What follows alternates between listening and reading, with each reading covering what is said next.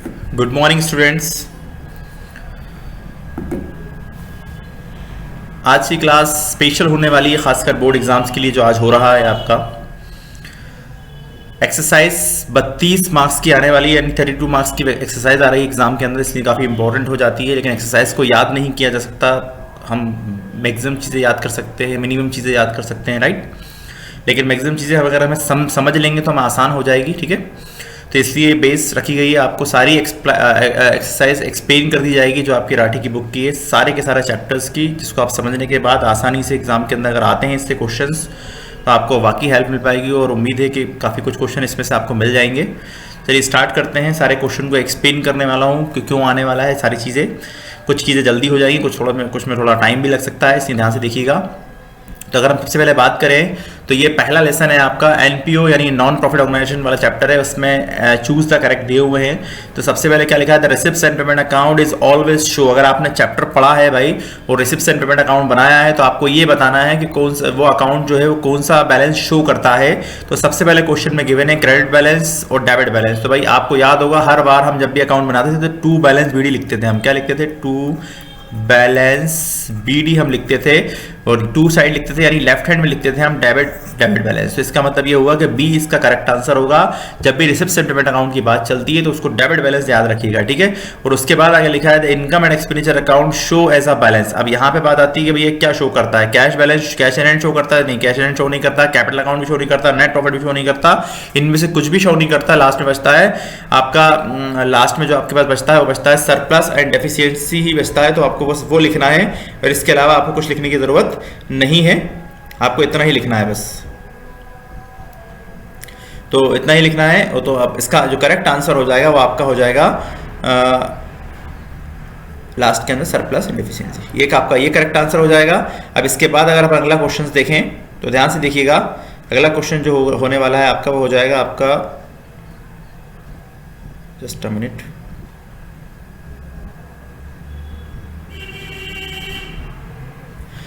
Next question जो अगर बात करें हम तो नेक्स्ट क्वेश्चन जो है आपका वो है सब्सक्रिप्शन रिसीव इन एडवांस। तो आपको ये बताना है कि भैया जो सब्सक्रिप्शन इनकम होती है बिजनेस की और वो आपको एडवांस में मिल गई, तो कोई भी इनकम अगर एडवांस में मिल जाती है हमें तो वो लाइबिलिटी मानी जाती है। क्या मानी जाती है भाई? वापस करनी है, समझिए बात को एक तरीके से। क्या है, तो आप पे लाइबल है जब तक उसका ड्यूरेशन नहीं पूरा होता तो लाइबिलिटी कहलाती है। इसका मतलब क्या कहलाएगा, इसका सी इसका करेक्ट आंसर होगा। कोई भी इनकम आपको एडवांस में अगर मिल रही है और ऐसे एक्सपेंसेस जो एडवांस में एक्सपेंस कर रहे हैं वो एसेट्स कहलाते हैं। क्या कहलाते हैं? एसेट्स कहलाते हैं। ना वो इनकम होती है ना वो एक्सपेंडिचर होते हैं।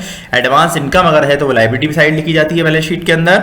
और इसके बाद अगर अपन देखें ध्यान से तो क्या लिखा हुआ है, non profit organisations. Non profit organisation is prepared. तो भाई जो एनपीओ वो क्या बनाते हैं, इनकम एंड एक्सपेंडिचर अकाउंट बनाते हैं, प्रॉफिट एंड लॉस बनाते हैं, ट्रेडिंग। तो जाहिर सी बात है पहला ही ऑप्शन मैंने सेलेक्ट कर दिया है, तो पहला ही इनकम एंड एक्सपेंडिचर अकाउंट बनाया जाता है।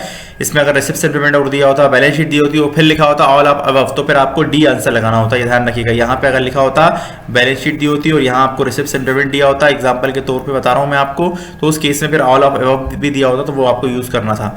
इसके बाद क्वेश्चन में देखें तो income and expenditure account is record of the transaction revenue nature only, capital nature only, both nature and none of the. तो भैया जो receipt income and expenditure account होता है उसमें सिर्फ और सिर्फ रेवेन्यू नेचर के आइटम लिखे जाते हैं। तो आपको रेवेन्यू नेचर यानी इसका ए करेक्ट आंसर होगा। और इसकी जगह अगर ये क्वेश्चन में यहाँ लिखा हुआ आ जाता है कि रिसिप्ट एंड पेमेंट अकाउंट में कौन से लिखे जाते हैं तो उसमें दोनों सी आंसर होता है। अगर इस इनकम एक्सपेंडिचर का लिखा होता कि भाई रिसिप्ट एंड पेमेंट अकाउंट की बात होती तो उस केस के अंदर सी इसका करेक्ट आंसर माना जाता, ये ध्यान रखिएगा। इसके बाद क्वेश्चन को अगर देखें अपन अगला तो क्या लिखा है, subscription receive in the year 10,000 and subscription receive in advance for the next year 600 and subscription outstanding 800। तो भाई सिंपल रूल है कि जो प्रीपेड है उसे हम लेस कर देंगे, प्रीपेड वाले को हम लेस कर देंगे, आउटस्टैंडिंग वाले को हम ऐड कर लेंगे। कायम ऐड कर लेंगे इस 10,000 में।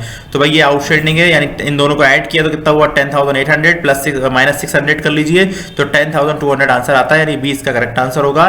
डिटेल में लेक्चर्स अब नहीं हो सकते, इसलिए शॉर्ट में बताया जा रहा है। उसके बाद आगे देखें तो eight the beginning of the year आगे क्या लिखा हुआ है, द क्लब हैज एसेट्स 40,000 की एसेट्स है। रीजन पता होना चाहिए, आंसर याद मत कीजिएगा, बोल रहा हूं मैं आपसे। एग्जाम के अंदर अगर वैल्यू चेंज होकर आ गई इन क्वेश्चनों में तो फिर क्या करेंगे आप? आंसर तो नीचे भी दिया हुआ है, आप वहां से भी याद कर सकते थे, ठीक है। तो 40,000 और आगे लिखा है एंड लायबिलिटी कितनी लिखी है 3,000 and surplus of income and expenditure कितना लिखा है 1,000 लिखा हुआ है। आपसे पूछा जा रहा है क्लोजिंग कैपिटल फंड पूछा जा रहा है, कैपिटल बतानी है आपको। तो रूल कहता है एसेट्स क्या बराबर क्या होती है लायबिलिटी होती है। तो एक एसेट्स यहाँ पे 40,000 रुपए की दी हुई है और 3,000 रुपए की लायबिलिटी ऑलरेडी गिवन है, इसका मतलब बची हुई कैपिटल मानी जा सकती है 37,000 अगर देखा जाए तो। लेकिन इसके अंदर प्रॉफिट भी दिया है, ये सरप्लस दिया हुआ, सरप्लस का मतलब प्रॉफिट होता है जो कैपिटल का पार्ट ही माना जाता है। तो इसमें 1,000 रुपए और प्लस कर लीजिए, तो ए इसका करेक्ट आंसर होगा 38,000 इज द आंसर। ठीक है, लास्ट में लिखा है during the year 1080 are the paid the stationery and at the beginning of the year stock of the stationery कितना लिखा है, ये ओपनिंग स्टॉक है और लास्ट में लिखा क्लोजिंग स्टॉक। तो भाई सिंपल है, ये जो वैल्यू दी हुई है ड्यूरिंग द ईयर में, इसके अंदर ओपनिंग वैल्यू को प्लस करना है आपको, ओपनिंग की वैल्यू को प्लस करना है, क्लोजिंग वाली जो वैल्यू होगी उससे आप माइनस कर लीजिए, सिंपल बस। तो 1080 के अंदर आप प्लस कर लेंगे 300 और माइनस कर लेंगे 600, तो आंसर अप्रोक्स आ जाएगा 780 के आसपास।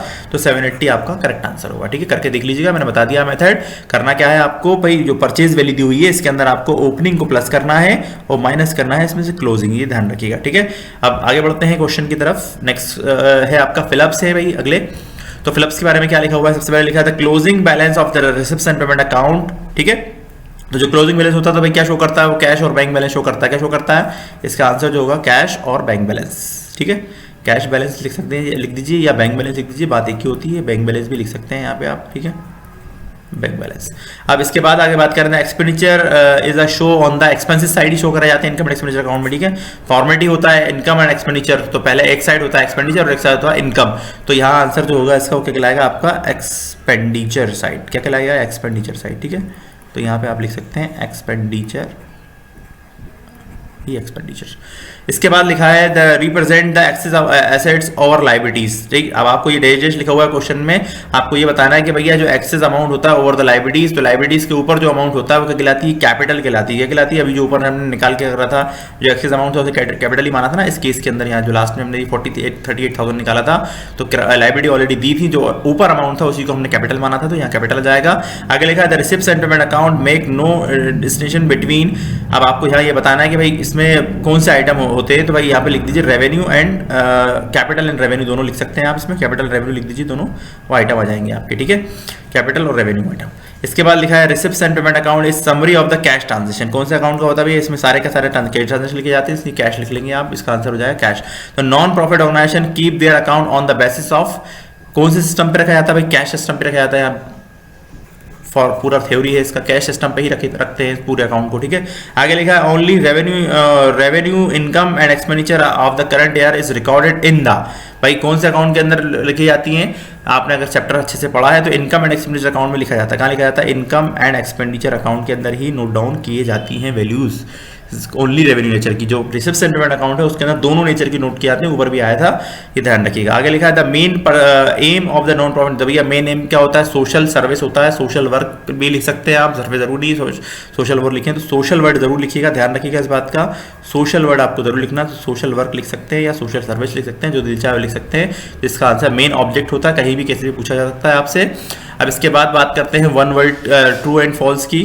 तो ट्रू एंड फॉल्स की अगर बात करूं मैं आपसे, तो क्या लिखा है, revenue item are recorded in the income and expenditure account. तो भैया रेवेन्यू आइटम कहाँ पे रिकॉर्ड किए जाते हैं, डेफिनेटली रिकॉर्ड किए जाते हैं। अभी अपन ने ऊपर लिखा ही है यहाँ पे रेवेन्यू आइटम, तो पहला वाला आंसर जो है इसका करेक्ट माना जाएगा, यानी ये राइट ट्रू है ये। आगे लिखा है entrance fee as a show as a payment. भैया एंट्रेंस फी इनकम होती है बिजनेस के, इनके ऑर्गेनाइजेशंस के लिए, और यहाँ पेमेंट की बात चल रही है, इसका मतलब ये फॉल्स है, यानी ये नॉट करेक्ट में आएगा, फॉल्स में आ जाएगा। आगे लिखा है only capital item are show in the receipts and payment account. तो यहाँ ही वही बात आ रही है भैया, रिसिप्ट्स एंड पेमेंट अकाउंट में दोनों ही टाइप के अकाउंट आइटम नोट डाउन किए जाते हैं, तो इसका मतलब ये है कि फॉल्स है। इसके बाद लिखा है outstanding expenses are adjust in income and expenditure account. भैया होते हैं, बिल्कुल एडजस्ट किए जाते हैं, करेक्ट है ये। अगर इसकी जगह लिखा हुआ आता है रिसिप्ट्स एंड पेमेंट, तो उस केस के अंदर ये फॉल्स हो जाता है, ये ध्यान है, इसलिए बोल रहा हूँ समझ लीजिए। आप सिर्फ याद रख लेंगे तो याद से कुछ नहीं होने वाला है, इतने सारे क्वेश्चन आप याद नहीं रख सकते, समझ लेंगे तो आसानी हो जाएगी आपके लिए। ठीक है, कुछ चीजें याद रहेंगी। स्पेशल क्लास इसलिए रखी गई है, आपको ऐसी क्लास कहीं नहीं मिलेगी कि एग्जाम से 3 घंटे पहले आपको क्लास मिल रही है। ठीक है, तो उसमें आपको याद भी रह जाएगा आसानी से। इसके बाद आगे लिखा है स्पेशल फंड, ठीक है। Special fund transaction are capital natures, ठीक है। अब आगे क्या लिखा है, स्पेशल फंड क्या लिखा हुआ है, ट्रांजेक्शन आर कैपिटल, बिल्कुल नेचर माना जाता है, इसलिए इसको ट्रू कर लीजिए आप। इसके बाद आगे लिखा है no adjustment are made in the reception payment account, बिल्कुल करेक्ट है भैया, कोई एडजस्टमेंट नहीं किया जाता है। इसके बाद लिखा है income and expenditure account is personal account, personal account नहीं होता, ये फॉल्स है, ये रियल अकाउंट होता है। इसके बाद आगे लिखा है the balance sheet are prepared on the basis of the reception payment account, तो भैया बैलेंस शीट जो प्रिपेयर की जाती है वो on the basis of income and expenditure account के उस पर प्रिपेयर की जाती है, इसका मतलब ये फॉल्स है, ठीक है। रिसिप्शन पेमेंट अकाउंट कुछ भी नहीं किया जाती। आप देख लीजिए सारे आंसर करेक्ट आ गए हमारे। अब बात करते हैं हम आगे मैचअप्स की, तो इसमें मैचअप्स क्या क्या आ सकते हैं, ध्यान से देखिएगा आप, क्या क्या क्या मैचअप्स हो सकते हैं भाई, ठीक है। तो ध्यान से देखिएगा, सबसे पहले क्वेश्चन में लिखा हुआ है रिसिप्ट्स एंड पेमेंट अकाउंट। अब देखिए रिसिप्ट्स एंड पेमेंट अकाउंट लिखा है, यहाँ लिखा है नॉमिनल अकाउंट, यहाँ लिखा है कैपिटल रिसिप्ट, यहाँ लिखा है रियल अकाउंट, और उसके बाद लिखा है लाइबिलिटीज एंड वो लिखा हुआ, तो भैया रियल अकाउंट होता है रिसिप्ट्स एंड पेमेंट अकाउंट, ठीक है। तो ये इसका फर्स्ट आंसर, ये फर्स्ट का ये हो जाएगा आपका। इसके बाद अपन बात करें record of a special donation, तो भैया कहाँ नोट किया जाता है, बैलेंस शीट के अंदर नोट किया जाता है, क्योंकि इसे लाइबिलिटी माना जाता है, ठीक है। तो इसका डी आंसर होगा, सेकंड का जो होगा वो डी कहलाएगा आपका। इसके बाद लिखा है इनकम एंड एक्सपेंडिचर अकाउंट, ठीक है, इनकम एंड एक्सपेंडिचर अकाउंट, तो ये नॉमिनल अकाउंट होता है, इसको आप यहाँ लिख दीजिए, थर्ड का आंसर ये हो जाएगा आपका। इसके बाद अपन बात करें excess of expenditure over income, तो भाई इनकम मानी जाती है, एक्सपेंडिचर होंगे इनकम से ज़्यादा एक्सपेंडिचर हो जाएंगी, तो उस केस में ये डेफिसिट यानी लॉस माना जाता है, इसको लॉस भी कह सकते हैं आप एग्जाम्पल के तौर पर। इसके बाद लिखा है आगे एंडोनमेंट फंड, एंडोनमेंट फंड जो आपका होगा, अब इसमें देखिए क्या लिखा, कैपिटल रिसिप्ट, तो भैया कैपिटल रिसिप्ट है, ये बी इसका आंसर होगा करेक्ट, इसका फिफ्थ का आंसर ये कहलाएगा आपका।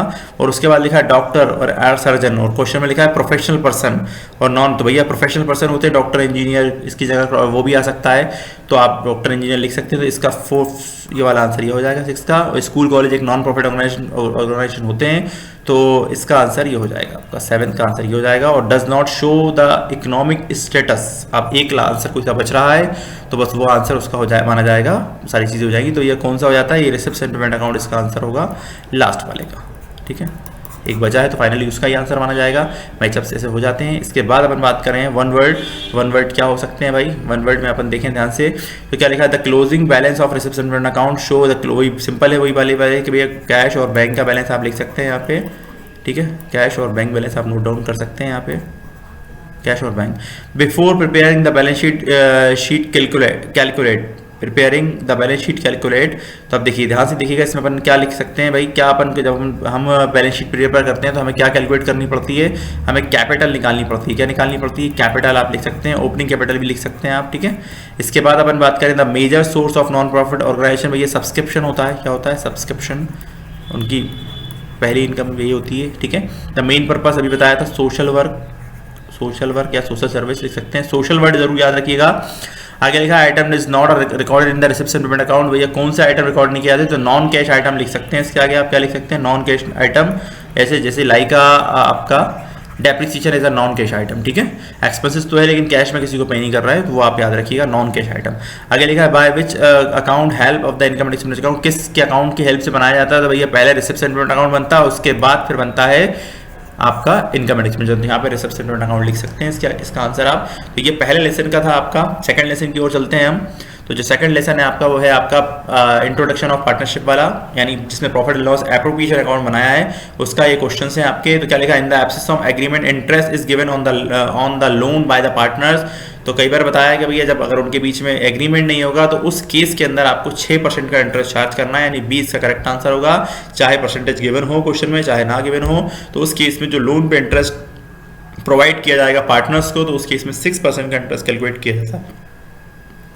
अब इसके बाद अपन आगे बात करते हैं, if the dates of drawing of partners are not given interest is calculate for the period. अब आपको ये बताना है कि भैया अगर ड्राइंग की इंटरेस्ट की डेट नहीं दी हुई है तो उस केस में क्या करना है, तो भाई सिंपल रूल है कि 6 महीने का इंटरेस्ट निकाला जाता है उसके ऊपर, तो ए इज द करेक्ट आंसर होगा इसका, ठीक है। इसके बाद for the distribution of profit among the partners is prepared, तो अब आगे देखिए ध्यान से, प्रॉफिट एंड लॉस, आगे लिखा है profit and loss adjustment account, partners current account, profit and loss appropriation account. तो भैया जो प्रॉफिट को डिस्ट्रीब्यूट करने के लिए जो अकाउंट बनाया जाता है उसे हम क्या कहते हैं, profit and loss appropriation account कहते हैं। उसी चैप्टर की थ्योरी है तो उसी के नाम से आई हुई है ये। और लास्ट में लिखा हुआ आगे इंटरेस्ट ऑन ड्राइंग इज आ, तो भैया आपको ये बताना है कि जो इंटरेस्ट ऑन ड्राइंग है वो क्या है, बिजनेस के लिए क्या है, लॉस है बिजनेस के लिए, आपका इनकम है बिजनेस के लिए, या क्या नाम है आपका इनकम है आपका, और पार्टनर्स की इनकम है, बिजनेस की इनकम है, या नॉन एबव है। तो भाई सिंपल सी बात है कि जब बिजनेस के पार्टनर्स विड्रॉ करते हैं तो वो इंटरेस्ट देते हैं, किसको देते हैं, फर्म को इंटरेस्ट देते हैं। तो फर्म के लिए क्या हुई, वो एक तरीके से इनकम हुई। तो इनकम ऑफ द फर्म लिखनी है, ना कि आपको इनकम ऑफ पार्टनर्स लिखनी है, ध्यान रहे, पार्टनर्स की इनकम नहीं है, फर्म की इनकम है, ये ध्यान रखिएगा। आगे लिखा, in the absence of partnership agreement the partners have no right to say get salary, commission and interest on capital and all of above. यानी जब उनके बीच में कोई एग्रीमेंट नहीं होता है तो उस केस के अंदर भाई ये डी वाला करेक्ट आंसर है, यानी ना उनको सैलरी मिलती है, ना उनको कमीशन मिलता है, ना ही उनको इंटरेस्ट मिलता है। तो D is the correct answer, इसका डी जो माना जाएगा वो आंसर माना जाएगा, ध्यान रहे इस बात का। इसके बाद अपन आगे बात करते हैं the relationship between the partners of the firm as owner and agent. आगे लिखा है सर्वेंट, मैनेजर एंड। तो बस सिंपल सी बात है कि भाई पार्टनरशिप चल रही है, आपस में पार्टनर्स हैं तो वो ऑनर भी हैं, आपस में एजेंट का काम भी करते हैं। तो पहला वाला आंसर करेक्ट है। इसके बाद लिखा है in the absence of partnership beat interest on capital is given it. अब आपको ये बताना है कि भैया interest on partners in the absence of partnership rate में इंटरेस्ट ऑन कैपिटल का इंटरेस्ट बताना है आपको कि उसका परसेंटेज क्या होगा।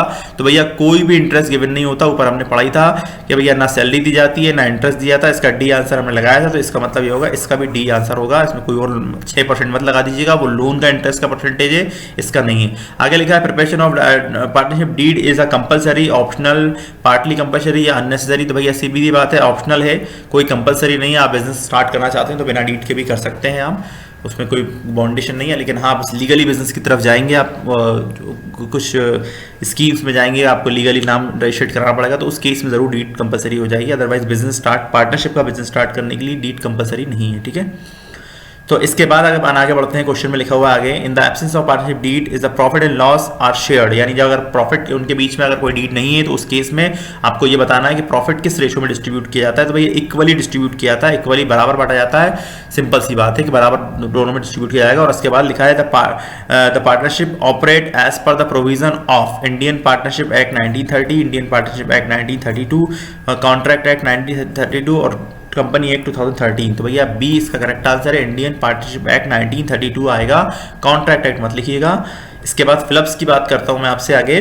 तो क्या लिखा है, Indian partnership act is applicable, कितना लिखा हुआ है, 1932 इज द करेक्ट आंसर हो जाएगा इसका, सिंपल। आगे लिखा है in the partnership business maximum 50 partners हैं, 50 लिख दीजिएगा। आगे लिखा है in case of fix capital entered in for partners salary, commission, drawing are made.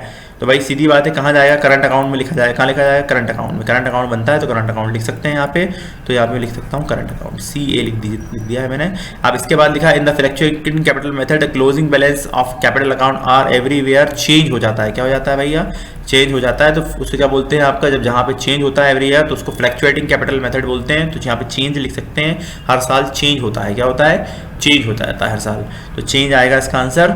आगे लिखा हुआ है या चेंज लिख लीजिएगा फिलिप्स के अंदर, यहाँ आ जाएगा चेंज, हर साल चेंज होता है। इसके बाद आगे लिखा हुआ है for the distribution of profit among the partners is prepared. तो फॉर डिस्ट्रीब्यूशन और among the partners is prepared, ठीक है। तो भाई क्या बनाया जाता है भाई पार्टनर्स के बीच में बनाने की, तभी बताया था हमने, profit and loss appropriation account बनाते हैं भाई। तो PL एप्रोप्रिएशन अकाउंट इसका आंसर हो जाएगा, ठीक है। इसके बाद आगे लिखा है the registration of the partnership firm is, ठीक है ना। तो भाई अभी बताया था आपको ऑप्शनल है, तो ऑप्शनल लिख दीजिए यहाँ पे, ऑप्शनल आ जाएगा यहाँ पे, ठीक है। इसके बाद लिखा है the partnership organise from contract. जब होता है भाई कब ऑर्गेनाइज होती है आपको बताना है, तो कॉन्ट्रैक्ट के थ्रू होती है। क्या के थ्रू होती है, कॉन्ट्रैक्ट, कॉन्ट्रैक्ट लिख दीजिए यहाँ पे, कॉन्ट्रैक्ट, ये कॉन्ट्रैक्ट कहलाएगा। आगे लिखा है in the partnership the liability of the partner is. तो भैया आपको ये बताना है कि बिजनेस पार्टनरशिप में जब लायबिलिटी ऑफ पार्टनर्स की होती है तो वो क्या होती है, किस टाइप की लायबिलिटी होती है। तो अनलिमिटेड लायबिलिटी होती है। क्या होती है, अनलिमिटेड, ठीक है, अनलिमिटेड लायबिलिटी होती है। कंपनी के आगे लिमिटेड लगा होता है तो उसमें लायबिलिटी क्या होती है, शेयर होल्डर की लिमिटेड होती है। अगर कंपनी आ जाता है यहाँ पे लिखा हुआ तो वहाँ पे आंसर होता है लिमिटेड लायबिलिटी, ठीक है ना। यहाँ पे अनलिमिटेड होती है, ये ध्यान रखिएगा इस बात का। आगे लिखा the provision of partnership act 1932, क्या लिखेंगे यहाँ पे, इसका आ जाएगा आंसर 1932।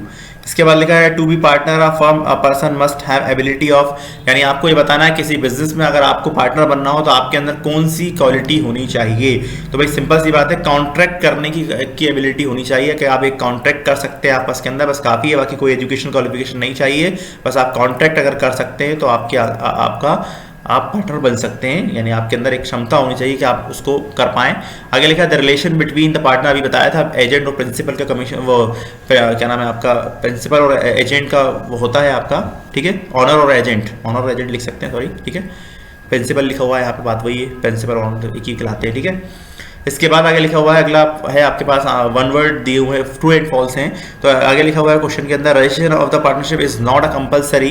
तो पार्टनरशिप ये कंपलसरी नहीं है, करेक्ट आंसर है, ये ट्रू माना जाएगा। The partners current account are prepared in case of fix capital method में ही बनाया जाता है, उसमें फिक्स फ्लैक्चुएटिंग बनाया जाता है जब आपका क्या होता है, फ्लैक्चुएटिंग कैपिटल होता है, जब उस केस में ओनली कैपिटल अकाउंट बनाया जाता है, इसमें दोनों बनाए जाते हैं। अगर लिखा to make partnership deed is compulsory, तो भैया कंपलसरी तो फिर नहीं होता, फिर से वही चीज़, यहाँ रजिस्ट्रेशन लिखा हुआ है, यहाँ पे कंपलसरी लिखा हुआ है, तो बात वही हो गई, तो यह भी आपका फॉल्स माना जाएगा। इसके बाद लिखा the absence of agreement the partner is share in the ratio, जब उनके बीच के अंदर एग्रीमेंट नहीं होता तो उस केस में जो प्रॉफिट डिस्ट्रीब्यूट होता है तो काय में डिस्ट्रीब्यूट होता है। आगे लिखा है कैपिटल रेशो में डिस्ट्रीब्यूट होता है, तो ये भी फॉल्स है। आगे लिखा है इसके बाद लिखा है the firm can give a guarantee the minimum profit of the two the partners, तो भैया फर्म गारंटी देती है, डेफिनेटली दे सकती है, ठीक है। तो ये ट्रू है आपका, होता है गारंटी वाले क्वेश्चन आपने करे होंगे, जिन लोगों ने करे हैं उनको मालूम है, तो ट्रू है ये आपका। इसके बाद लिखा था current account is prepared separately in the fluctuating capital method, तो current account fix capital method में बनाया जाता है, ना कि इसमें बनाया जाता है, तो ये आपका रॉन्ग है।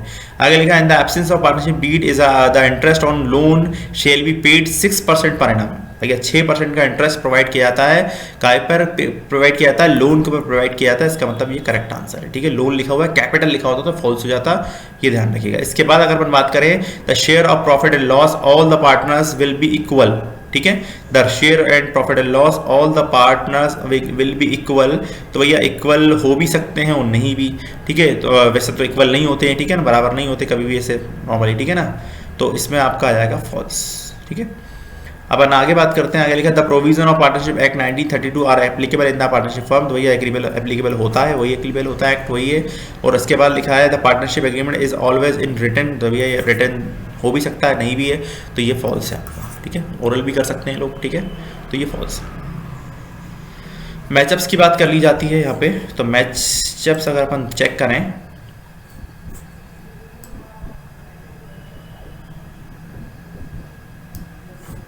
तो आगे लिखा है the return agreement partnership deed, तो भैया जो पार्टनरशिप डीड होती है उसी को तो हम पार्टनरशिप एग्रीमेंट कहते हैं, तो ये फर्स्ट आपका इसका आंसर हो जाएगा, ये फर्स्ट का आंसर है, ठीक है। इसके बाद करंट अकाउंट, भैया क्वेश्चन में फिक्स कैपिटल लिखा हुआ है साफ साफ, फिक्स कैपिटल का ये हो जाएगा आपका answer. Debit to capital account, अब आपको बताना है डेबिट क्या होता है, कैपिटल अकाउंट के अंदर डेबिट क्या किया जाता है, तो भैया इंटरेस्ट को डेबिट किया जाता है, जब अपन लिखते हैं कैपिटल अकाउंट तो वो डेबिट साइड लिखा जाता है, तो ये थर्ड का आंसर ये कहलाएगा। इसके बाद पास्ट एडजस्टमेंट, ठीक है, तो रेक्टिफिकेशन कहलाता है, इसे रेक्टिफिकेशन कहते हैं हम, जब एग्रीमेंट किए जाते हैं, ठीक है, तो उसको हम एडजस्टमेंट करने को ही क्या कहते हैं, रेक्टिफिकेशन ही कहते हैं, ठीक है। उसके बाद लिखा है डिविजल profit, profit and loss application एक ही बचता है, तो इसका आंसर एज इट इज ये हो जाएगा। अगली वैल्यू लिखी हुई है 6% per annum interest on the partners loan, ठीक है, तो in the absence of partnership deed, जब पार्टनरशिप डीड होती है एब्सेंस तभी तो दिया जाता है, ये फर्स्ट का आंसर हो जाएगा। इसके बाद लिखा है current account is open in the of each partners, तो उस केस में बताना है कौन से उसमें बनाया जाता है, ये आपको क्लियर करना है। तो current account is open for each partners, fix capital method में किया जाता है, ठीक है, तो लास्ट वाला इसका सेकंड का आंसर ये हो जाएगा आपका। इसके बाद फ्लक्चुएटिंग कैपिटल मेथड लिखा हुआ है आगे, तो इसके बाद लिखा हुआ है चेंज, कैपिटल बैलेंस चेंज हो जाता है, हर बार चेंज होता है एवरीवेयर में, ठीक है, अभी लास्ट पे भी बताया था मैंने। आगे लिखा the relationship of partners with the firm is, ठीक है, तो आपको ये बताना है किसकी होती है भैया, तो ये एजेंट अभी पढ़ा है, हमने कई बार पढ़ चुके हैं, घुमा फिरा के क्वेश्चन पूछे जा रहे हैं, वही चीज़ें हैं, तो इसका आंसर ये हो जाएगा। और types of capital account, fluctuating भी होता है और फिक्स भी होता है, दोनों टाइप में बनता है भैया, तो यहाँ हो जाएगा आपका ये वाला आंसर, लास्ट फिफ्थ का आंसर ही करेक्ट होना जाएगा। इसके बाद वन वर्ड की बात की जाए अगर, तो वन वर्ड के जो आपके आंसर हो जाएंगे वो हो जाएंगे आपके, क्या लिखा है, has given the guarantee of to be the will get minimum profit 25,000 as a profit every year, what is called, यानी आपने या गारंटी दी गई है, A has given guarantee to the B को गारंटी मिली है 25,000 का मिनिमम प्रॉफिट दिया जाएगा उसको, तो ये क्या कहलाएगा, तो भैया गारंटी ऑफ प्रॉफिट कहलाएगा, इसके आगे गारंटी ऑफ प्रॉफिट लिख सकते हैं आप, यही गारंटी ऑफ प्रॉफिट कहलाती है आपकी, तो इसको आप लिख दीजिए गारंटी ऑफ प्रॉफिट, ठीक है। गारंटी ऑफ प्रॉफिट, गारंटी कह सकते हैं। आगे लिखा है X and Y are partner without any agreement and Y advance 80,000 at what rate of the interest given to the Y.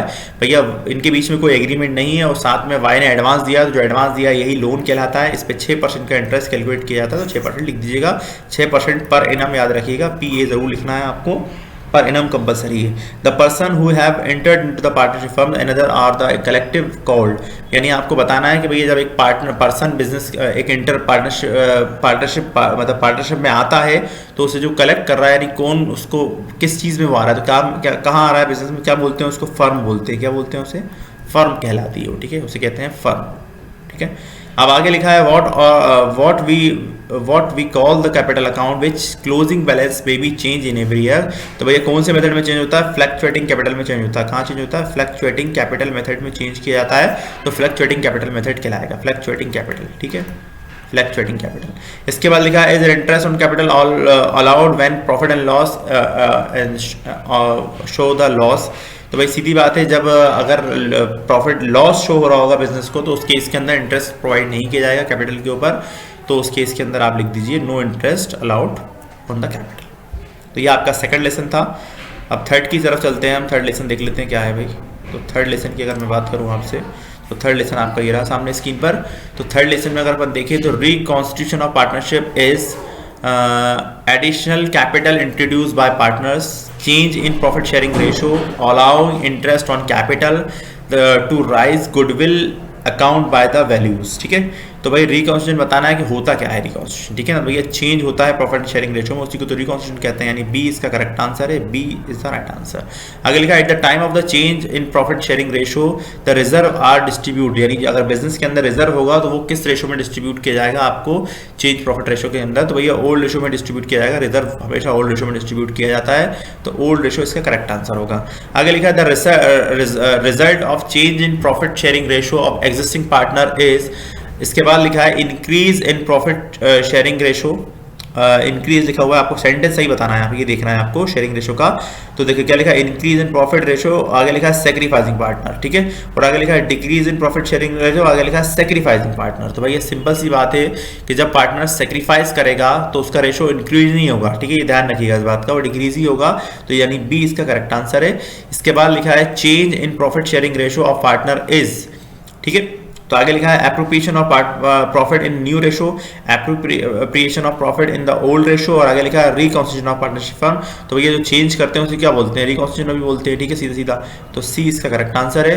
आगे लिखा है valuation of goodwill necessary at the time of revaluation of assets, introducing capital, additional capital, change in profit. तो यह जब capital required मतलब goodwill necessary तब हो जाती है वैल्यूएशन का, तब उनके प्रॉफिट शेयरिंग रेशो में जो चेंज होता है पार्टनर्स के रेशो में, तभी इसकी रिक्वायरमेंट पड़ती है, तभी नेसेसरी हो जाती है, तब आपको करना पड़ता है, ठीक है।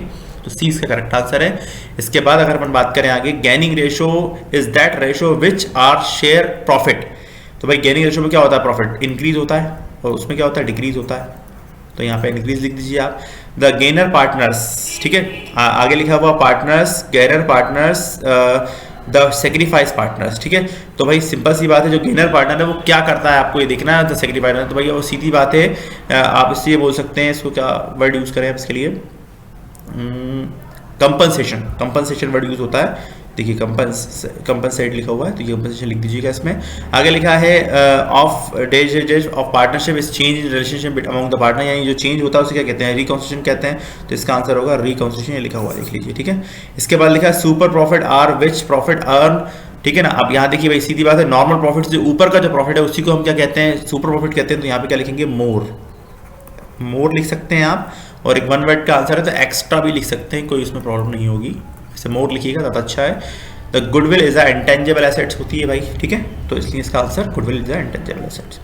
अगला पॉइंट अगर अपन देखें,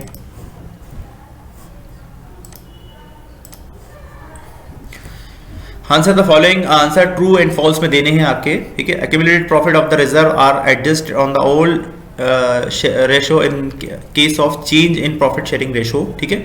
तो एक्यूमुलेटेड प्रॉफिट आपको बताना है, ठीक है, accumulated profit and reserve are adjust in the old sharing ratio, और उसके बाद लिखा है in case of change in profit sharing ratio. भाई तो अभी बताया था मैंने आपको, जो रिजर्व है आपका या एक्यूमुलेटेड प्रॉफिट है या पुराना प्रॉफिट है, अगर चेंज भी हो जाते हैं तो उस केस में भी ओल्ड रेशो में ही ट्रांसफर किया जाता है, उसको डिस्ट्रीब्यूट किया जाता है ओल्ड शेयरिंग प्रेफरेंस रेशो में। तो ये करेक्ट है आपका, यानी ये ट्रू है आपका, ठीक है। इसके बाद लिखा for compensation of amount of goodwill is debited to sacrificing partner in capital account. तो भैया कैपिटल अकाउंट में जो है लिखा हुआ कंपनसेशन अकाउंट, ठीक है ना, of a goodwill is debited in the sacrifice. तो सेक्रीफाइसिंग पार्टनर के में डेबिट नहीं होगा, किस में होगा, वो उसके अकाउंट में क्रेडिट किया है उसको मिलेगा वो उसका, अगर वो जो सेक्रीफाइस कर रहा होगा तो जो उसका कंपनसेशन वाला जो प्रॉफिट होगा वो किससे मिलेगा, उसके अकाउंट में क्रेडिट किया जाएगा, ना कि डेबिट किया जाएगा। तो ये आपका जो है फॉल्स है, ठीक है।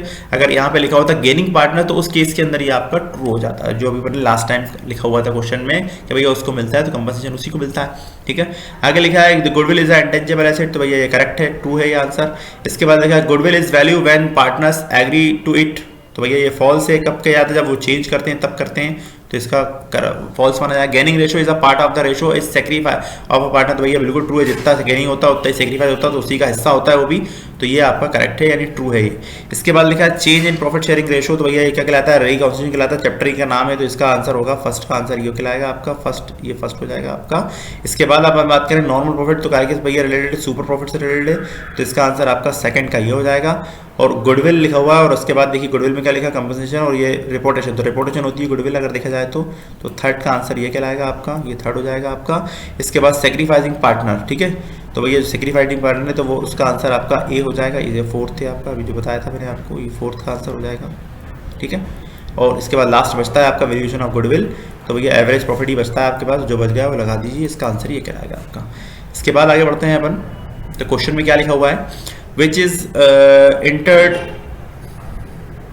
हाँ, व्हाट इज नॉर्मल प्रॉफिट। भाई सीधी बात है, नॉर्मल प्रॉफिट क्या है, तो नॉर्मल प्रॉफिट का फॉर्मूला क्या होता है, ये होता है कैपिटल इनटू रेट अपॉन 100, ये फॉर्मूला होता है। अगर देखा जाए तो यहाँ फॉर्मूला नहीं पूछा है, आपको बताना है, तो भैया सीधी बात है, वो प्रॉफिट जो कैपिटल के थ्रू कमाया जाता है उसी को बोलते हैं आपका नॉर्मल प्रॉफिट, ठीक है। इसके बाद लिखा है what is the result of change in profit sharing ratio, ठीक है, तो भैया रिकॉन्स्टिट्यूशन कहलाता है, क्या कहलाता है, चेंज करने को रिकॉन्स्टिट्यूशन कहते हैं। इसके बाद लिखा है it is necessary to value goodwill at the change in profit sharing ratio. भैया नेसेसिटी होती है, उसी टाइम तो कंपल्सरी बना जाता है, तो यस इसको नेसेसिटी कर दीजिए। इसके बाद लिखा है what type of the assets of goodwill, what type of the assets of goodwill value question में दिखी हुई है, तो भैया इंटेंजिबल है, इंटेंजिबल एसेट लिख दीजिएगा इसके आगे, intangible. And what is the basis of the valuation goodwill, कब पे क्या जाती है, जब प्रॉफिट में होते हैं तभी कैलकुलेट की जाती है, प्रॉफिट बेस पे ही कैलकुलेट होती है, अदरवाइज होती नहीं है, चाहे कोई सा ही प्रॉफिट हो, किसी भी प्रॉफिट पे कर लीजिए, करना आपको प्रॉफिट पे ही करना ही पड़ती है।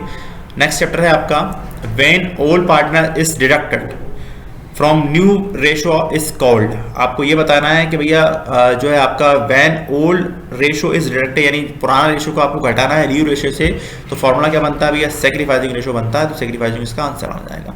इसके बाद लिखा है what would be the annual rate of interest is payable amount is not paid to the deed partners legal.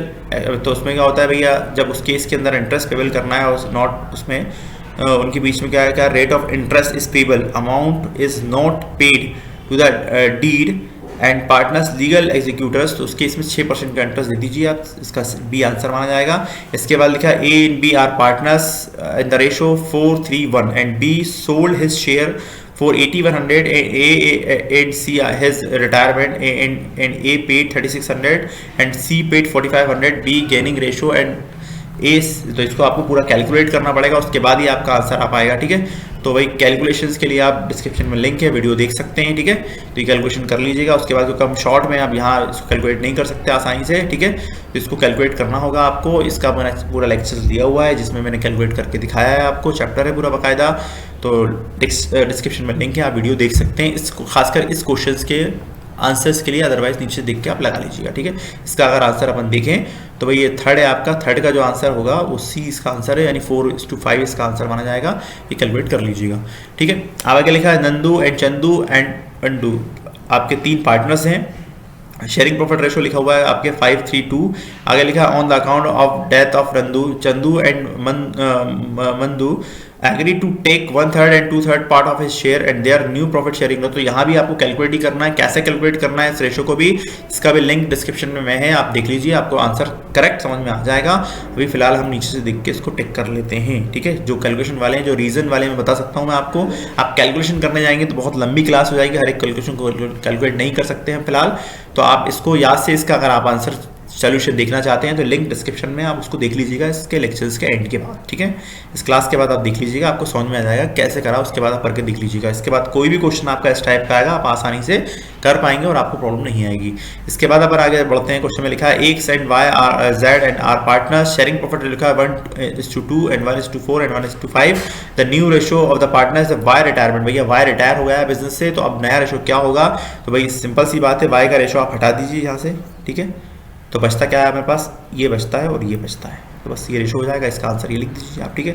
1/2 and 1/4। अब ध्यान से देखें तो 1/2 1/4 तो क्वेश्चन में है ही नहीं, तो उस केस में आप क्या करने वाले हैं, तो उस केस में ये होता कि भाई ध्यान से देखिएगा, यहाँ 4 लिखा है, यहाँ 4 लिखा है, तो यहाँ 4 नहीं है, एक जगह 4 नहीं है। रूल कहता है कि सब जगह 4 होना चाहिए, सभी जगह 4 होना चाहिए।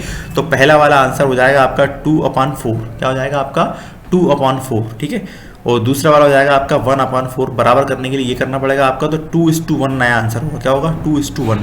तो ये डी इसका करेक्ट आंसर है, ये ध्यान रखिएगा, D is the correct answer, ठीक है। कैसे किया भाई, पहले बेस बराबर कर लिए, उसके बाद नीचे वाले बेस हट जाएंगे, तो 2:1 आंसर, यानी डी इसका करेक्ट आंसर है, ये ध्यान रखिएगा। आगे लिखा है A B C are partner, sharing profit ratio लिखा है 2:3:4। ए रिटायर हुआ है और बी सी उन्होंने एग्री किया है उसके रेशो को टेक ओवर करने के लिए, एग्री टू शेयर, यानी बिजनेस उन्होंने ये डिसाइड किया कि उनका रेशो भविष्य में ये हो जाएगा 3:4। अब आपको बताना है दे आर गेनिंग रेशो, तो गेनिंग रेशो का फॉर्मूला क्या होता है, new minus old, new minus old होता है। तो भैया न्यू रेशो कितना है अपने पास 3/7 है और दूसरा कितना है 4/7। तो कुछ मत करिए, आप माइनस करके देख लीजिए कौन गेन कर रहा है, एक का भी किसी का निकाल लेंगे, आपको प्रॉब्लम नहीं आएगी। तो आपको बताना है ए किसका बताना है, ए बी और सी का बताना है। तो बी का ओल्ड रेशो अगर मैं बात करूँ आपसे, तो इन सबको ऐड कर लीजिए, तो कितना होता है 3 और 2 कितने होते हैं 5 और 4 कितने होते हैं 9। तो यानी क्या हो जाएगा 3/9, और 3/9 में से आपको 3/7 को माइनस करना है। माइनस करने के बाद जो भी वैल्यू आएगी उसमें से आप देख लीजिएगा, कैलकुलेट करना ही पड़ेगा आपको, ठीक है। उसके बाद ही आप आंसर ला पाएंगे, तो 3:4 इसका आंसर आएगा, चेक कर लीजिएगा, आपका आंसर आ जाएगा, ठीक है। आगे बढ़ते हैं, क्वेश्चन में आगे लिखा हुआ है, आगे क्या लिखा है, if goodwill account is raised on the retirement of the partner it will be debit to the remaining partners capital account in। अब आपको ये बताना है कि अगर गुडविल राइज्ड हुई है कब, रिटायरमेंट के टाइम पे, तो उसके बाद जो आगे लिखा है partners it will be debit to the remaining partners, यानी जो बचा हुआ अमाउंट होगा, वो गुडविल का जो अमाउंट होगा, वो जो बचे हुए पार्टनर्स होंगे उनके कैपिटल अकाउंट में उसको ट्रांसफर करनी है हमें। तो किस रेशो में डिस्ट्रीब्यूट की जाएगी, तो भैया गेनिंग रेशो, जो जिस उस रेशो में उन्होंने गेन किया होगा, भाई ऐसी बात है रिटायर हो रहा है, जैसे अब यहाँ पे रिटायर हो रहा है, दो पार्टनर डेफिनेटली गेन ही करने वाले हैं, तो उनके अकाउंट में ही वो डेबिट की जाएगी, ये ध्यान रखिएगा, क्योंकि उनके अकाउंट से उतना अमाउंट माइनस कर लिया जाएगा और वो अकाउंट किसके पास चला जाएगा, जो रिटायर हुआ उसके अकाउंट में क्रेडिट हो जाएगा। तो इस केस के अंदर आपको यहाँ पे लिखना है गेनिंग रेशो, क्या लिखना है गेनिंग रेशो, ठीक है। इसके बाद क्वेश्चन लिखा है at the time of the retirement loss on realisation is, ठीक है। अब आगे लिखा है क्वेश्चन में डेज लिखा हुआ है क्वेश्चन के अंदर, और आगे लिखा है ऑल पार्टनर्स कैपिटल अकाउंट। तो भैया लॉस हुआ है, क्या हुआ है, at the time of the loss हुआ है, क्या हुआ है लॉस, तो लॉस डेबिट होता है, और अगर प्रॉफिट हुआ तो क्रेडिट में जाता, तो डेबिट लिख दीजिए यहाँ पर। आगे लिखा है by gaining ratio there is a an. अब आपको ये बताना है आपका एन आगे लिखा है in the ratio of remaining partners. तो गेनिंग हुआ है भैया बाय द गेनिंग रेशो, यानी उस केस में हुआ क्या है आपको ये बताना। तो भैया क्या होगा, इंक्रीज होगा, प्रॉफिट क्या हो जाएगा इंक्रीज, तो यहाँ पे इंक्रीज लिख दीजिए। Life insurance reserve fund is transfer to, तो भैया कौन से, भैया लाइफ रिजर्व लिखा हुआ है, रिजर्व कहाँ ट्रांसफर किया था, कैपिटल अकाउंट में ट्रांसफर किया था, तो पार्टनर्स लिख दीजिए, पार्टनर्स कैपिटल अकाउंट हो जाएगा। कैपिटल तो लिखा ही है, बस पार्टनर्स वर्ड लगाना है आपको, सिंपल सा आपका हो जाएगा ये। इसके बाद अपन आगे बात करते हैं, तो क्वेश्चन में 1 वर्ड दिए हुए हैं, ट्रू एंड फॉल्स है, मैंने ट्रू एंड फॉल्स को देख लेते हैं। आगे लिखा है ए in B C 3 partner, ratio दिया है 3 तो 1। इसके बाद लिखा है बी रिटायर हुआ है, the new ratio of A and C 3:2 लिखा हुआ है। देखिए रिटायर कौन हुआ है, बी रिटायर हुआ है, कौन रिटायर हुआ है बी, तो बी का हिस्सा कम होना चाहिए, आंसर आएगा 3:1। तो यहाँ पे 3-2 दिया है, यानी इसका मतलब ये फॉल्स है। New ratio minus old ratio is equal to gaining ratio, correct है भाई, करेक्ट यही आंसर होता है। इसका उल्टा लिखा होता तो वो सेक्रीफाइसिंग माना जाता है। आगे लिखा according to partnership it will a partners may be retire at the time और at will be remaining partners, ठीक है। According to partnership it will the partners may be retire, ठीक है ना। आगे लिखा may be retire at the will of remaining partners, ठीक है। तो अब देखिए यहाँ पे क्या बोल रहा है, अकॉर्डिंग टू द पार्टनरशिप, ठीक है ना, at will the partners may be retire at the will of remaining partners. इसका मतलब ये हुआ, कहने का मतलब यहाँ पे ये हो रहा है कि भैया ये लोग क्या जो है रिमेनिंग पार्टनर्स भी जो है आपके रिटायर हो जाएंगे, ठीक है। तो भाई इसका आंसर ये फॉल्स है, सिंपल फॉल्स लिख दीजिए इसके अंदर आप। आगे लिखा है when the amount of payable is to outgoing partner is paid by the annuity his loan account is keeped, ठीक है, when account amount is payable on outgoing partners is paid by the annuity, ठीक है। तो भाई question बोल रहा है इसके अंदर कि भैया जो एन्युटी का अमाउंट है वो जाने वाला पार्टनर्स पे करेगा, तो नहीं, बिल्कुल भैया जो रिमेनिंग पार्टनर्स होंगे वो पे करेंगे, ये ध्यान रखिएगा, ठीक है। कौन पे करेगा? रिमेनिंग। तो ये भी क्या है आपका फॉल्स है, ट्रू तब होता जब वो रिमेनिंग पार्टनर लिखा होता। Joint life policy has not surrendered value, not surrendered value, ठीक है। तो भैया पॉलिसी की सरेंडर्ड वैल्यू होती है, ठीक है। तो यहाँ पे नॉट वर्ड लिखा हुआ आ रहा है, इसका मतलब ये है कि ये लॉ फॉल्स है।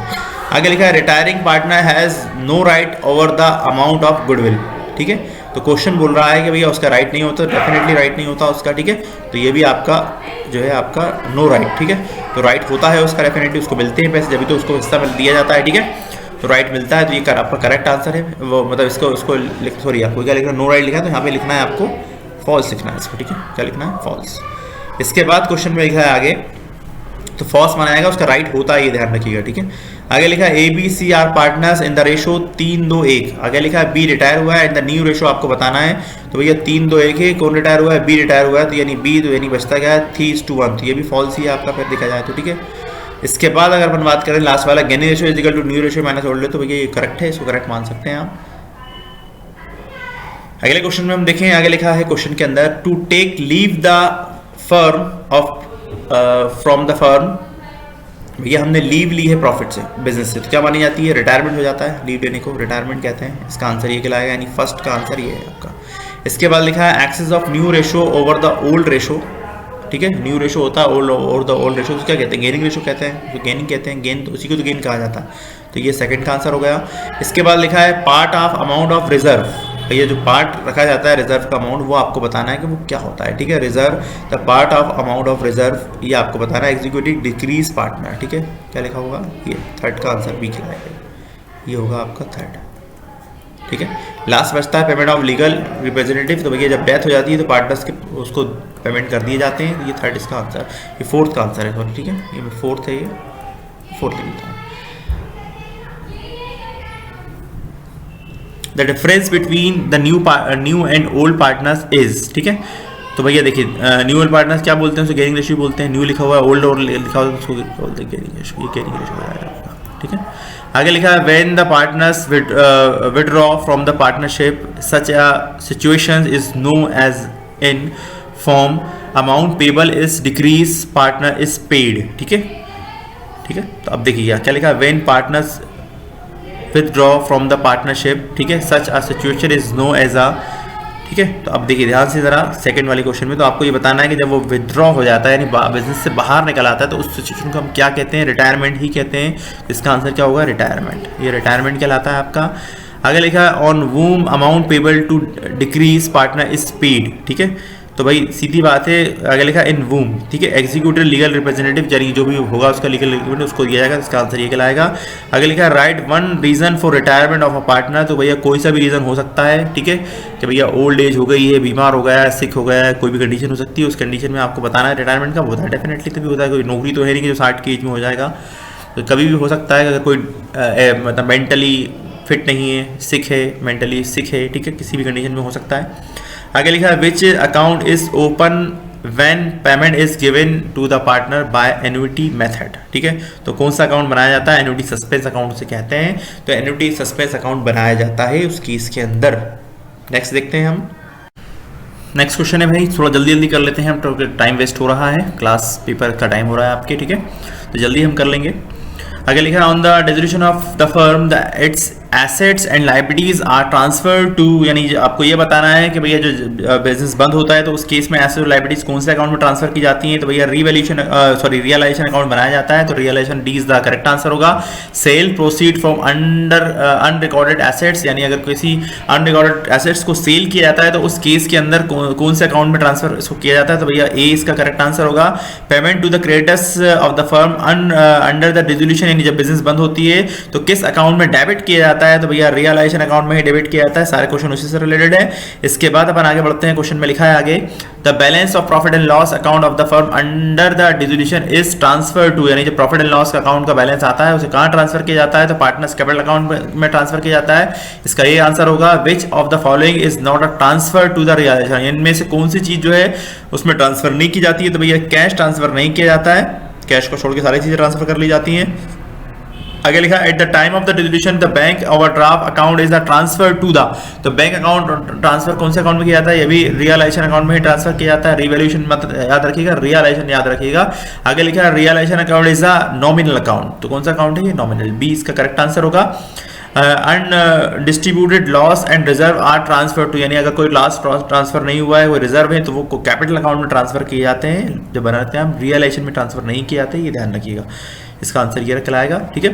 तो इसके मैंने आपको मैचअप्स करा दिए हैं। इसके बाद अपन अगले चैप्टर पढ़ लेते हैं, आगे बढ़ जाते हैं हम, ठीक है। तो नेक्स्ट चैप्टर देखते हैं हम। देखिए नेक्स्ट चैप्टर है आपका कंपनी से रिलेटेड है, इसको मैं एक्सप्लेन कर देता हूँ क्योंकि इसमें इंपॉर्टेंट थ्योरी ज़्यादा है। The document issued by the public company is selling to the share his, यानी आपको ये बताना है जब कंपनी अपने शेयर्स को सेल करती है, इशू करती है, तो जो डॉक्यूमेंट इशूड करती है उसे क्या कहते हैं? मेमोरेंडम ऑफ एसोसिएशन कहते हैं, आर्टिकल ऑफ एसोसिएशन कहते हैं, बिल्कुल नहीं कहते हैं, ठीक है। प्रोस्पेक्टस कहते हैं, क्या कहते हैं? प्रोस्पेक्टस, ठीक है। तो D is the correct answer. आगे लिखा है, the portion of the capital which is called up only on the wind up of the company is called, यानी जब बिजनेस कंपनी बंद की जाती है तो उस केस में कौन सी कैपिटल को कौन सी कैपिटल जो वाइंड अप की जाती है, तो उस केस में रिजर्व, इसका आंसर होगा रिजर्व कैपिटल कहलाती है। इसके बाद लिखा है, interest on calls in arrear, यानी जो इंटरेस्ट लगाया जाता है अगर कोई आपने कॉल ड्यू है तो उस केस में कितने परसेंट इंटरेस्ट चार्ज किया जाता है? इसमें 10% का इंटरेस्ट चार्ज किया जाता है। सिक्योरिटी प्रीमियम इज द, कौन सा प्रॉफिट है भैया? कैपिटल का प्रॉफिट है, ध्यान रखिएगा, कैपिटल प्रॉफिट कहलाता है। कैपिटल लॉस ही एडजस्टमेंट करते हैं उससे। Company is an artificial person, क्या लिखेंगे इसका आंसर? आर्टिफिशियल पर्सन, थ्योरी में भी है इसका आर्टिफिशियल पर्सन, ठीक है, ठीक है, ये ध्यान रखिएगा। Balance of security premium is reserve is show in the, कौन से साइड आपको शो करना है, आपको ये बताना है। तो भैया equity and liability side show किया जाता है, ठीक है। इसके बाद लिखा है, the share on which particular rate of dividend is paid on the call, ठीक है। तो आपको बताना है किस shares in which is particular rate of dividend is paid is called, यानी कौन से शेयर्स पे डिविडेंड पेड रेट से पेड किया जाता है उसे बोलते हैं प्रेफरेंस शेयर्स। क्या कहते हैं उसे? Preference shares. देखिए नीचे लिखा भी है शायद इसका, ये प्रेफरेंस शेयर्स लिखा हुआ है, ये प्रेफरेंस शेयर, थर्ड का आंसर प्रेफरेंस शेयर लिखा हुआ है, ठीक है। इसके बाद क्वेश्चन में लिखा है, the premium of receive issue share is a, कौन से प्रॉफिट है भैया? कैपिटल प्रॉफिट अभी बताया था मैंने आपको, ठीक है। तो ध्यान से देखिएगा, इसको भी छोड़ देते हैं, हम आगे बढ़ जाते हैं। A private company does not issue the prospectus, private company, ठीक है, प्राइवेट कंपनी लिखा हुआ है, does not issue the prospect लिखा है, यानी क्वेश्चन बोल रहा है प्राइवेट कंपनी भी ये प्रॉस्पेक्टर इशू नहीं कर सकती, तो प्रॉस्पेक्टर इशू तो करती है वो, इसका मतलब ये है कि डज नॉट इशूड है। प्राइवेट कंपनी, वो पब्लिक कंपनी होती है, ये प्राइवेट कंपनी, ये भी ध्यान रखिए इस बात का, ठीक है। तो ये प्राइवेट कंपनी की बात चल रही है, और जो हम पीवीडी बोलते हैं वो पब्लिक कंपनीज होती हैं, तो वो शेयर इशू करती हैं, तो ये इशू नहीं कर सकती, इसका मतलब ये करेक्ट आंसर है, ट्रू है ये, ठीक है। बाकी सारे देख लीजिएगा क्योंकि जिससे टाइम वेस्ट हो रहा है, आप पढ़ लीजिएगा इसको एक बार, ठीक है। थोड़ा सा होल्ड कर देता हूँ, आप यहाँ से इसको पढ़ लीजिए एक बार। इसके बाद मैचअप्स एंड करेक्ट हैं, इसको भी आप एक बार रीड कर लीजिए, इसका आंसर भी नीचे गिवन है, ठीक है। एक बार रीड कर लीजिए, इसको रोक के, आप वीडियो को रोक के पॉज करके आप रीड कर लीजिए, क्योंकि इसमें टाइम वेस्ट होगा, मैं जितना एक्सप्लेन करूँगा उतना टाइम हो रहा है एग्जाम पेपर का। आगे लिखा है, राइट द करेक्ट आंसर्स, इसको भी आप रीड कर लीजिए, सारे आंसर नीचे गिवन हैं, क्योंकि सब आपको एक जगह मिल गए हैं, आप बुक्स में खोलेंगे तो सब जगह आपको मिलने में मुश्किल होगी, इसलिए मैं एक जगह इसको कर लिया है, पूरे साथ चैप्टर एक ही साथ एक्सप्लेन कर दिया है मैंने। इसको भी आप रीड कर लीजिए पॉज करके, नीचे आंसर गिवन है आपके पास में, सारे आंसर गिवन है, ठीक है। इसको याद पढ़ना चाहे तो एक बार रीड कर सकते हैं, याद मत करिए, बस रीड कर लीजिए एक बार, ठीक है। अब देखिए, ध्यान से देखिएगा अगला वाला। नेक्स्ट है आपका, the 4 features of shares is debit, ठीक है। तो क्या डेबिट किया जाता है जब फोरफिट करते हैं? तो भैया शेयर कैपिटल अकाउंट डेबिट किया जाता है, तो share capital account is the correct answer होगा इसका। आगे लिखा है, effect for features of the share in on the share of share holder, cancellation of ownership, cancellation of membership, cancellation of, भैया तो ऑनरशिप कैंसिल हो जाती है, तो यानी कहने का मतलब ये होगा no right to dividend, cancellation of, इस केस के अंदर यानी सिंपल सी बात है कि सारी चीज़ें कैंसिल हो रही हैं, ठीक है। तो एक आंसर नहीं है, इसके सारे आंसर, यानी ये भी आंसर सही है, ये भी आंसर सही है, इसका मतलब डी इसका करेक्ट आंसर है, डी वाला आंसर माना जाएगा इसका करेक्ट, क्योंकि सभी चीज़ें खत्म हो जाती हैं, ना डिविडेंड मिलता है, ना मेंबरशिप होती है, सब चीज़ें खत्म हो जाती हैं, ठीक है। आगे लिखा है, share capital is affected by the four features of shares, increase, decrease and remain अब आपको ये बताना है कि भैया हुआ क्या है कि भाई जब शेयर कैपिटल इज इफेक्टेड, यानी जब कंपनी फोरफीचर करती है तो उस केस में कैपिटल कम होती है या बढ़ती है, तो भाई डेफिनेटली डेबिट करते हैं तो डिक्रीज ही होती है, तो 20 का करेक्ट आंसर है। On the ratio of all forfeiture shares are the balance of forfeiture transfer to, ठीक है, तो आपका जो फोरफीचर शेयर्स का जो बैलेंस होता है वो ट्रांसफर कहाँ पे, क्या कौन से अकाउंट में करते हैं भाई, कैपिटल रिजर्व अकाउंट में करा जाता है, यानी सी इसका करेक्ट आंसर है, जो हम कई बार करते हैं, जिनने करी होंगी उनको मालूम होगी। The ratio of forfeiture shares can be at par premium, यानी सब पे कर सकती है कंपनी, हर चीज़ पे करती है, प्रीमियम एट पर भी करती है, डिस्काउंट पे भी करती है और प्रीमियम पे भी करती है, तो डी इसका करेक्ट आंसर है, तो डी इसका आंसर वो देख लीजिएगा। इसके बाद ये मैचअप्स दिए हुए हैं इसके, तो मैचअप्स आप पढ़ लीजिए, मैं इसको पॉज करके पढ़ लीजिएगा याद से एक बार आप, ठीक है, सारे आपको यहीं मिल जाएंगे, तो ये आप पढ़ लीजिए, इसके आंसर नीचे गिवन है आपके सारे के सारे, ट्रू एंड फॉल्स भी आप रीड कर लीजिए, मैचअप्स भी आप रीड कर लीजिए, ये भी सारे रीड कर सकते हैं आप एक बार, ठीक है, मैंने पॉज कर दिया। इसके बाद आंसर इन वर्ड, ठीक है, इसको भी आप रीड कर लीजिए, ठीक है, ये कर लीजिए आप, ठीक है, ये ध्यान रखिएगा। What is the right on the share is सेक्रीफाइड, ठीक है, तो भैया सरेंडर एंड शेयर्स होते हैं डेफिनेटली। आगे बढ़ते हैं, क्वेश्चन लिखा हुआ है आगे, डिबेंचर्स वाले क्वेश्चन है ये, आगे लिखा है डिबेंचर होल्डर आर, ठीक है, owner of the company, member of the company, customer of the company, creditors of the company. भैया तो लोन दिया है, ना ही वो मेंबर होते हैं, ना ही वो कस्टमर होते हैं, ना ही वो ऑनर होते हैं, ऑनर तो शेयर होल्डर होते हैं, तो सी इसका करेक्ट आंसर है, यानी सी क्रेडिटर्स कहलाते हैं। The period of the payment interest on the debenture is 3 months का इंटरेस्ट है, 6 मंथ का इंटरेस्ट, तो भैया 6 मंथ का इंटरेस्ट कैलकुलेट किया जाता है, तो 6 मंथ इसका करेक्ट आंसर है, तो B is the correct answer. इसके बाद अपन आगे बढ़ते हैं, आगे लिखा है the amount of discount on issue of debenture is, capital loss है, रेवेन्यू लॉस है, ये आपको बताना है। इसके बाद कैपिटल एक्सपेंडिचर्स हैं, तो भैया वो कैपिटल प्रॉफिट होता है, तो ये क्या होगा, कैपिटल लॉस ही होगा, यानी ए इसका करेक्ट आंसर है। इसके बाद आगे लिखा हुआ है the premium of the issue of debenture show in the balance sheet, capital share capital में लिखा हुआ है, रिजर्व एंड सरप्लस में लिखा हुआ है, इसके बाद करंट लाइबिलिटीज में लिखा है, इसके बाद लिखा है सिक्योर्ड लोन, ये आपको बताना है, तो भैया शेयर कैपिटल ही लिखा जाता है, वही लिखते हैं हम, ठीक है। फोर्थ का आंसर नहीं, सॉरी, रिजर्व जो वो होता है, सॉरी, जो आपका जो प्रीमियम होता है वो रिजर्व कैपिटल रिजर्व के नाम से लिखा है, तो इसका रिजर्व करेक्ट आंसर है, ठीक है, 20 का करेक्ट आंसर है। इसके बाद लास्ट वाला देखें, द डिबेंचर इशू करें हमने 1,80,000 रुपए के, किसके बदले में करें, वेंडर को करें, काय के बदले में करें, regarding net worth rupees 2 lakh, यानी 2 लाख रुपए की कोई एसेट टेक ओवर करी है, उसके बदले में हमने 1,80,000 रुपए का डिबेंचर देती है, तो बचा हुआ 20,000 रुपए क्या माना जाएगा भैया, कैपिटल रिजर्व, यानी प्रीमियम माना जाता है, उसे बोलते हैं कैपिटल रिजर्व, डी इसका करेक्ट आंसर है, ठीक है। इसके बाद मैचअप्स ये है आपके सामने, मजे पढ़ लीजिएगा आप, ठीक है, कुछ एक्सप्लेन कर देता हूँ मैं। Debenture holder have no right to take over, तो भैया management of the company, management में नहीं रहता राइट इसका, ठीक है, इसको पढ़ लीजिए आप, एक एक बार पढ़ लेंगे, आपको आसानी से दिमाग में रह जाएंगे आपके। इसके बाद ट्रू एंड फॉल्स भी पढ़ लीजिए, मैच द कॉलम भी आप रीड कर लीजिए, सारे के सारे।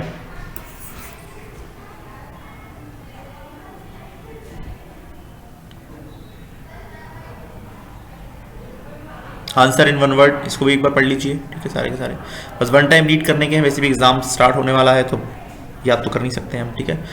आगे लिखा है 4 analysis of financial statement are required, income statement, balance sheet, A and B and both, भैया दोनों चीज़ें बनाई जाती हैं, दोनों चीज़ें बनाए जिन लोगों ने सम्स किए हैं, आधे क्वेश्चन तो वैसे ही हो जाएंगे।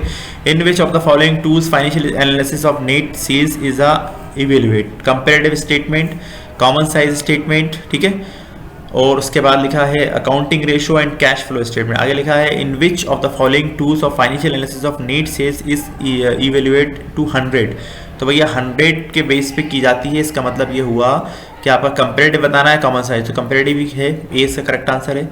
इसके बाद फाइनेंशियल 100 इंटू 100 सेल्स के बेस पे, सॉरी सेल्स के बेस पे की जाती है, मैंने गलत बोल दिया है, कॉमन साइज है, ठीक है, कॉमन साइज आएगा इसका आंसर। इसके बाद अपन आगे बढ़ते हैं, financial analysis is useful investor, debenture holder, share holder and all of them, तो आपको ये बताना है कि भैया ये जो आपका है फाइनेंशियल स्टेटमेंट किस किस के लिए, तो भैया इन्वेस्टर के लिए भी बेनिफिशियल है, यूजफुल है, डिबेंचर्स इसके लिए भी है, इसके लिए भी है, इसके लिए भी, यानी डी इसका करेक्ट आंसर होगा। The following is not a tool of the analysis of financial statement analysis, आगे लिखा है trial balance, comparative statement, ratio analysis and common size balance sheet, इसमें ये बताना है नॉट अ टूल, तो भैया इसमें सिर्फ एक ही अलग दिख रहा है, बाकी सारे के सारे इसी के दिख रहे हैं, ठीक है। कंपेरेटिव स्टेटमेंट इसमें आता है, रेशियो भी आता है, कॉमन साइज भी आता है, तो बस सिर्फ ट्रायल बैलेंस बचता है जो इसका पार्ट नहीं है, जो हमने इसका कुछ नहीं किया है, इसलिए ट्रायल बैलेंस का आंसर होना चाहिए, यानी ये इसका आंसर होगा। The following is not of functions of financial statement, ठीक है। Knowledge of earning capacity, knowledge of solvency, knowledge of profit and loss, knowledge of financial, तो इसका नॉलेज ऑफ यानी बिजनेस बंद हो रहा है, डूब रहा है, इसका नॉलेज नहीं होता। बाकी सारी चीज़ें अर्निंग कैपेसिटी हो जाती है, कितने अर्निंग कर रहा है, प्रॉफिट एंड लॉस की भी कैपेसिटी होती है, इसकी भी होती है, इसकी नहीं होती है बस, यानी ये 20 का करेक्ट आंसर होगा, ठीक है। मैचअप्स पढ़ लीजिएगा।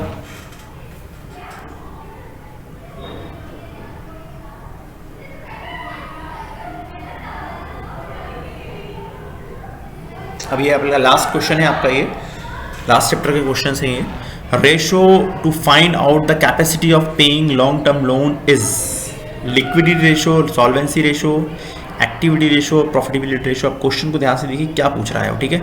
Ratio find out the capacity of paying long term loan, यानी लोन के लिए बात चल रही है, तो भैया ये तो लिक्विडिटी वाले में नहीं आएगी, करंट रेशो की बात है, ये आपका स्टॉक टर्नओवर रेशो से मतलब है, ये प्रॉफिट से मतलब बस बचता है, ये बी है, तो बी लोन वाली बात है, तो बी इसका करेक्ट आंसर होगा। The ideal ratio of between current assets and current liabilities, यानी करंट रेशो आपका आइडियल रेशो आपको बताना है कि भाई आइडियल रेशो क्या होता है, तो भैया 2:1 इसका करेक्ट होता है, यानी दुगनी होनी चाहिए। आपके पास 1 रुपये का लोन है तो उसके बदले में डबल पैसे आपके पास होना चाहिए, उसी को कहते हैं आइडियल रेशो। अब आइडियल लिक्विड रेशो की बात करें तो आइडियल लिक्विड रेशो जो होगा आपका वो क्या लिखा है 1:2, 2:1, 2:3 एंड इसके बाद लिखा है 1:1, तो इसका जो आंसर होगा 1:1, यानी बराबर ही होते हैं दोनों। लिक्विड यानी प्योर फॉर्म में अगर आपके पास 1 रुपये का लोन है और 1 रुपये का ही पैसे आपके पास मौजूद हैं, इसका मतलब आपके पास ना आप लॉस, ना आपके पास कोई देनदारी है ना लेनदारी है, इसका मतलब 1:1 का रेशो होना चाहिए काय का, लिक्विडिटी का, ये ध्यान रखिए। क्विक रेशो भी माना जाता है इसको। इसके बाद लिखा है आइडियल डेप्ट रेशो, यानी लोन का रेशो आपको बताना है कि आइडियल डेप्ट रेशो क्या होगा, तो भाई 1:1, ये भी बराबर, जो भी लिक्विडिटी का बताया था बराबर ही होते हैं दोनों। And fictitious asset are including in the fix assets, long term liabilities, current liabilities and none of above, तो करंट लाइबिलिटीज में इंक्लूडिंग होती हैं, ये ध्यान रखिएगा इस बात का, ठीक है। इसके भी फिलअप्स आप याद कर लीजिए, पढ़ लीजिए, हो जाएंगे आपसे आराम से याद, ठीक है। पढ़ लीजिए एक बार बस, काफ़ी है। तो ये कुछ क्वेश्चन